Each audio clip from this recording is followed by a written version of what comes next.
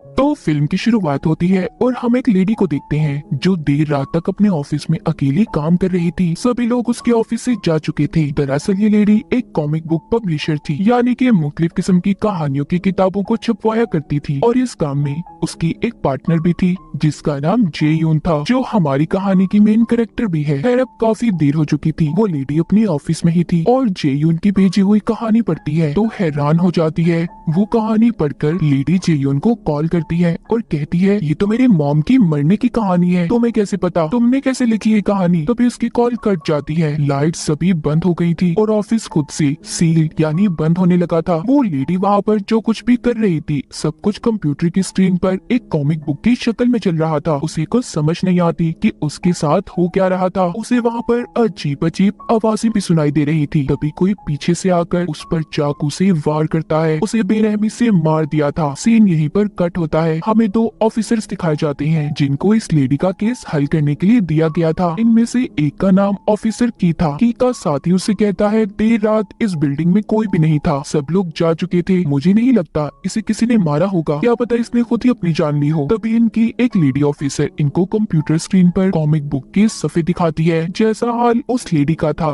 बिल्कुल वैसी ही तस्वीर कॉमिक बुक के पेज यानी सफ़े पर थी। ये बहुत ही अजीब बात थी। दूसरी तरफ हम जेयून को देखते हैं जो आधी रात को अपनी गाड़ी चलाकर कहीं पर जा रही थी। जेयून दरअसल एक कॉमिक राइटर होती है, यानी कि वो कहानियां लिखने के साथ साथ उन कहानियों से जुड़ी हुई तस्वीरें ड्राइंग्स भी बनाया करती थी और इसी की कहानियों को वो लेडी पब्लिश किया करती थी। अब जब ये अपनी घर जा रही थी तो अचानक से एक छोटी बच्ची इसकी गाड़ी के आगे आ जाती है। जेयून ने जल्दी से ब्रेक लगा दी थी। अब वो छोटी बच्ची उसके पास आती है और कहती है, क्या आप मुझे मेरे घर पर छोड़ देंगी, मेरा घर यही पास में है। जेयून ने भी उसे अपनी गाड़ी में बिठा लिया था। जाते हुए वो उससे सवाल करती है, अच्छा ये बताओ तुम्हारा नाम क्या है और तुम कितने साल की हो। वो छोटी बच्ची जीयून को अपना नाम बताती है और साथ ही ये भी कहती है कि मेरी उम्र 16 साल है। जीयून कहती है, अच्छा मगर लगती तो तुम सिर्फ 10 साल की हो। जिस पर वो बच्ची जवाब देती है कि 10 साल की तो मैं तब थी जब मेरी मौत हुई थी। जीयून के सुनकर हैरान हो जाती है और डर भी गई थी। जब वो उस छोटी बच्ची की तरफ देखती है तो वो उसकी गाड़ी से गायब थी। वो डरकर गाड़ी से बाहर आ जाती है। तभी किसी ने उसके हाथ को जोर से पकड़ लिया था। वो डरकर दोबारा अपनी गाड़ी में बैठ गई थी। तभी उसे अपनी गाड़ी के सामने उस छोटी बच्ची की आत्मा नजर आती है जो खून से भरी हुई थी। कुछ देर के बाद हमें दिखाया जाता है कि जेयून कहीं और ही थी। अब उसे ऐसा लगता है कि शायद ये सब उसकी इमेजिनेशंस, उसके ख्यालात हैं। मगर जब वो अपने हाथ पर निशान को देखती है तो उसे सब कुछ अजीब लगता है। इसके बाद वो अपनी एक डॉक्टर के पास जाती है। उन्हें बताती है कि उसके साथ कुछ दिन से सब कुछ अजीब हो रहा है। उसे या तो अजीब सपने आते हैं या फिर ख्यालात। मैं जब उन सपनों या ख्यालों से बाहर आती हूँ तो अलग ही दुनिया में होती हूँ, एक अलग जगह पर, और मुझे अपने जिस्म पर भी निशान मिलते हैं। डॉक्टर जेयून को बताती है कि ऐसा अक्सर बहुत से लोगों के साथ होता है, ये एक बीमारी भी हो सकती है। मुझे लगता है तुम्हारी असल दुनिया और सपनों की दुनिया में तकरार है जिस वजह से तुम्हारे साथ ये सब कुछ हो रहा है। उधर लैब में उस लेडी की लाश को डॉक्टर चेक कर रहे थे जो ऑफिस में मरी थी। डॉक्टर ऑफिसर की को बताते हैं, मुझे तो लगता है इस लेडी ने अपनी जान खुद ली है क्योंकि चाकू पर भी इसी की उंगलियों के निशान हैं और उस वक्त ऑफिस में इसके अलावा कोई और था भी नहीं। मगर ऑफिसर की इस बात को मानने से मना कर देता है और कहता है ऐसा नहीं हो सकता क्योंकि इतनी बेरहमी से कोई खुद को भला क्यों मारेगा। जिसके बाद अपने ऑफिस में ऑफिसर की जेयून की कॉमिक बुक को पढ़ रहा था जिसका एंड आखिरी हिस्सा पढ़कर वो डर जाता है। तभी उसका साथी कहता है कि तुम मान क्यों नहीं लेते, उस लेडी ने अपनी जान खुद ली थी, हमें इस केस को बंद कर देना चाहिए। मगर ऑफिसर की इस बात को मानने से इनकार कर देता है। उसे ऐसा कुछ नहीं लग रहा था, वो इस केस की तह तक जाना चाहता था। इधर जेयून जब अपने घर में सो रही थी तभी उसकी दरवाजे की बेल बजती है। जब ये जाकर देखती है तो उधर वही इसकी पार्टनर लेडी पब्लिशर खड़ी थी जिसकी ऑफिस में मौत हो गई थी। मगर इस बारे में जेयून को अभी तक कुछ भी नहीं पता था, इसीलिए वो उसे अंदर आने का कहती है। जब वो दोबारा उसकी तरफ देखती है तो उसका जिस्म खून से भरा हुआ था। ये देखकर जेयून डर जाती है और उठ गई थी। मतलब ये भी उसका एक सपना ख्वाब था। तभी उससे मिलने ऑफिसर की और उसका साथी आते हैं जो उसको अब उस लेडी की मौत के बारे में बता रहे थे। कहती है कि इसने अपनी जान खुद ली है और इसकी लाश ऐसी हालत में पाई गई जैसा करेक्टर कार्टून तुमने अपनी कॉमिक बुक में बनाया था। वो पूछते हैं क्या तुमने इस कॉमिक बुक को किसी और को भी भेजा था। कहती है नहीं, पहले मेरी पब्लिशर जो मर गई है जिसके बारे में आप लोग मुझे बता रहे हैं वो इस कॉमिक बुक को देखती है। फिर आगे किसी और को भेजा जाता है। वो कहते हैं कि आखिरी कॉल उसने तुम्हें की थी। जेयुन कहती है नहीं, ऐसा नहीं हो सकता, मैंने तो उसे कॉमिक बेचकर अपना फोन बंद कर दिया था। इसके बाद हमें एक आदमी सन को दिखाया जाता है जो जली हुई लाशों को उठाने का काम किया करता था। अभी भी वो यही काम करने अपने साथी के साथ जा रहा था, मगर उसके साथी को एक काम पड़ जाता है, तो इसीलिए अब सन को अकेले ही जाना पड़ता है। अब जब वो उस जगह पर पहुंच गया था और अपने बैग से कुछ ढूंढ रहा था, तभी वहाँ की लाइट्स जलने बुझने लगी थी और जो वहाँ पर जली हुई लाश थी उसकी पोजीशन भी बदल जाती है। उसे अपने साथी का टैब मिलता है जिसमें वही कॉमिक चल रही थी जो सन के साथ आज से 5 साल पहले हुआ था। दरअसल उसकी बीवी बहुत बीमार थी, वो किसी भी इलाज से ठीक नहीं हो पा रही थी, तो सन ने अपनी बीवी को गलत दवाइयाँ देकर मार दिया। और जब ये सारी अपनी कहानी टैब में देखता है तो हैरान हो जाता है और बहुत ज्यादा डर गया था। तभी जली हुई लाश उसे पीछे से पकड़ लेती है और किसी चीज ने उसे खींचकर बंद कर दिया था जहाँ पर लाशों को रखा जाता। यहाँ पर हम देख पाते हैं उसकी बीवी की आत्मा उससे बदला लेना चाहती थी क्योंकि उसने बिना किसी वजह से अपनी बीवी को मार दिया था। यही कॉमिक बैठा ऑफिसर की भी देख रहा था, उसे भी कुछ शक सा होता है, इसीलिए वो तहकीक करने हॉस्पिटल पहुंच गया था। उधर जेयुन को भी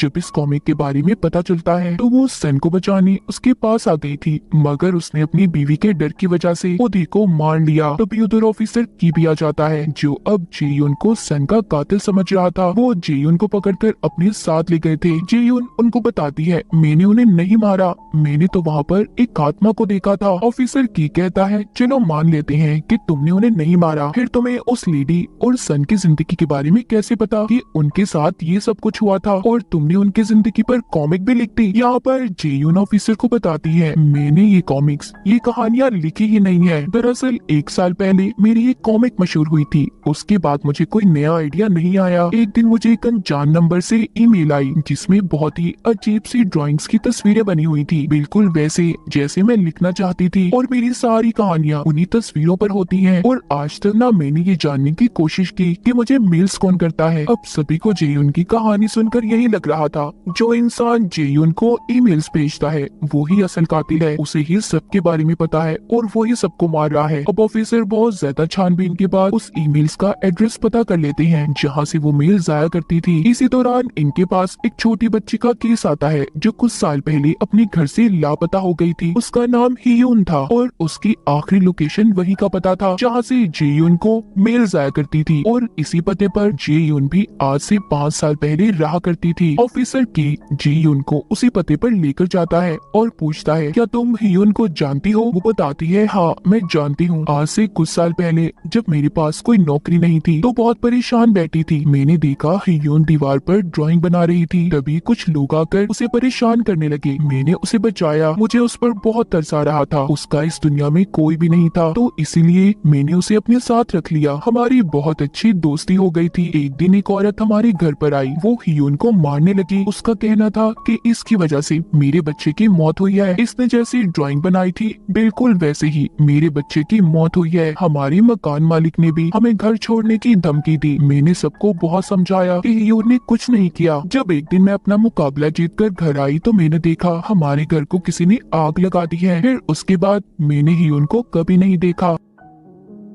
ढेर सारी कहानी सुनाने के बाद जेयुन ऑफिसर की को उसी घर के अंदर लेकर आती है जहाँ पर एक कंप्यूटर पड़ा था और इसी कंप्यूटर से जेयुन को ईमेल आया करती थी। ऑफिसर की को अब ये शक था कि ये काम शायद हियून का है, वो ही चुप कर तुम्हें मेल्स करती हो। जेयुन कहती है नहीं, मुझे नहीं लगता, ये वो ही सब कुछ करती है। ऑफिसर की कहता है देखो इस जगह के बारे में तुम्हारी या हियून के अलावा कोई नहीं जानता। इसके बाद खैर ये दोनों होटल में जाते हैं, तभी हम यहाँ पर देखते हैं कि कोई ऑफिसर की और जेयुन पर नजर रख रहा है। यहाँ पर ऑफिसर की को उसके साथी की कॉल आती है, तभी जेयुन को भी हियून का मैसेज आया था कि वो उससे मिलने उसके पुराने घर पर आए। ये मैसेज देखकर जेयुन घबरा गई थी और बिना किसी को बताए ऑफिसर की गाड़ी लेकर निकल गई थी। ऑफिसर की उसे बहुत पूछता है कि कहाँ जा रही हो, मगर वो कुछ नहीं बताती और गाड़ी लेकर चली जाती है। अब जब भी अपने पुराने घर पर पहुँचती है मगर अचानक से कोई आकर इस पर हमला कर देता है जिससे ये बेहोश हो गई थी। उधर ऑफिसर की अपने साथी को कॉल करता है और जेयुन के बारे में बताता है कि वो भाग गई है। ये सुनकर उसका साथी कहता है अभी तो होटल में तुम दोनों साथ ही थे। उसकी ये बात सुनकर ऑफिसर की हैरान हो जाता है क्योंकि उसने अपने साथी को तो ये बताया ही नहीं था कि वो दोनों होटल में भी गए थे। अब इसीलिए ऑफिसर की उसकी लोकेशन से अपने साथी का पीछा करता है और यहाँ पर हमें ये बात पता चलती है कि हियून बनकर जेयुन को मैसेज ऑफिसर की के साथी ने किया था और उसे बेहोश भी। अब जेयुन ऑफिसर की के साथी के कब्जे में थी। वो उसे अगवा करके एक जगह पर ले आया था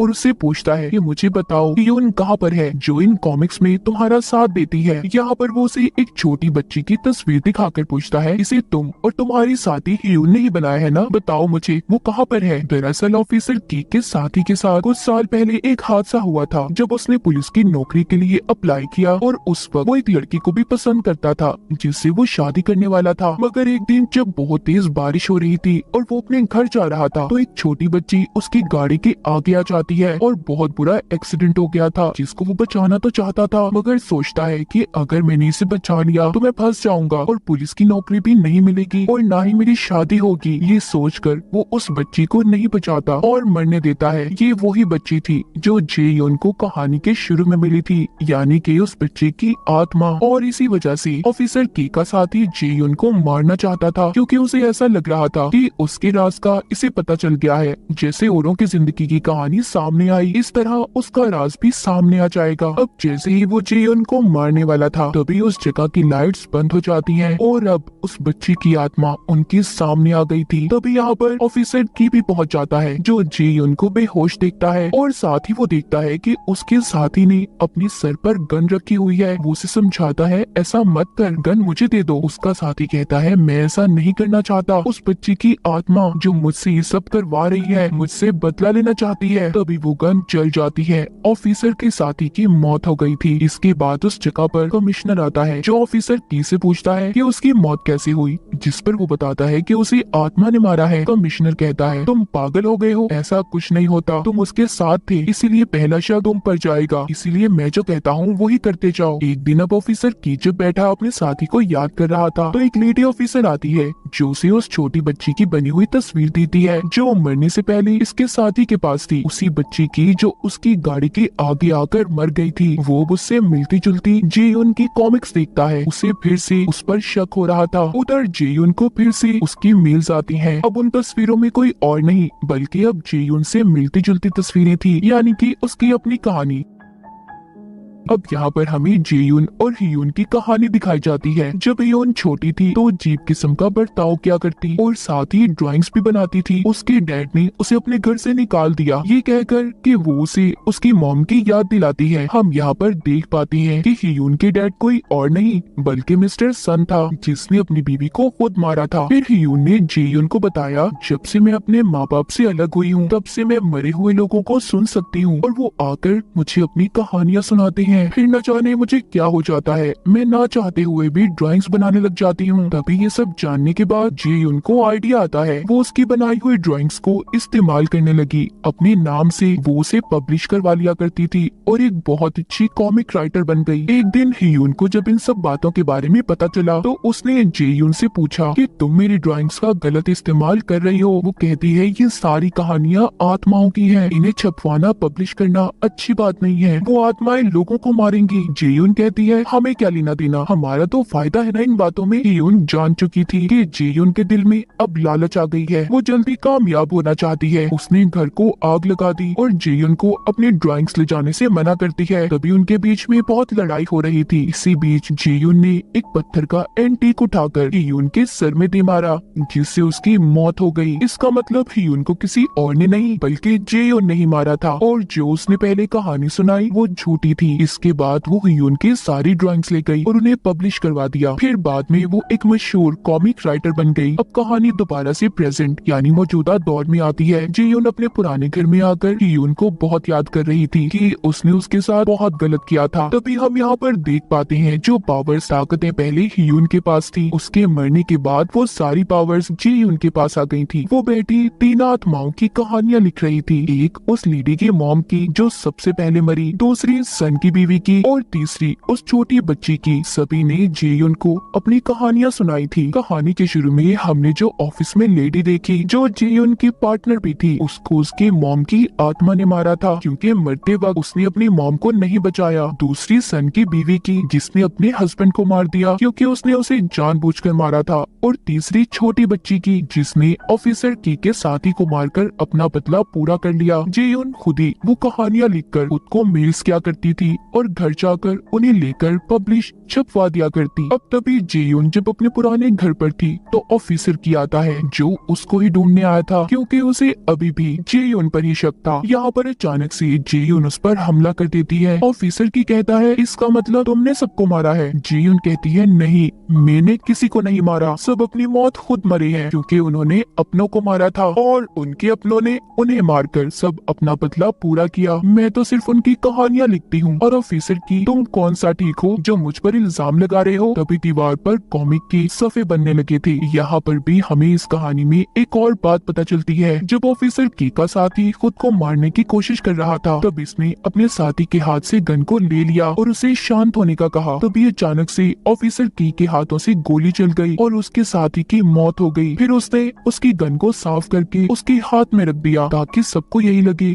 कि उसने अपने आप को खुद मारा है। अब यहाँ पर जो नई कहानियां बनने लगी थी, अब बारी ऑफिसर की थी। उसके साथी की आत्मा उससे बदला लेने आई थी। वो उस पर कंट्रोल करके गन को चलवा देता है जिससे ऑफिसर की भी मौत हो गई थी। हम जेयुन को देखते हैं जो चुपचाप अपने पुराने घर से बाहर आ जाती है। अब क्या मरने वाले लोगों की कहानियां जेयुन ऐसे ही लिखती रहेगी और क्या वो लोग आकर अपने कातलों से अपना बदला लेंगे। और इसी के साथ इस फिल्म की कहानी यहीं पर खत्म हो जाती है।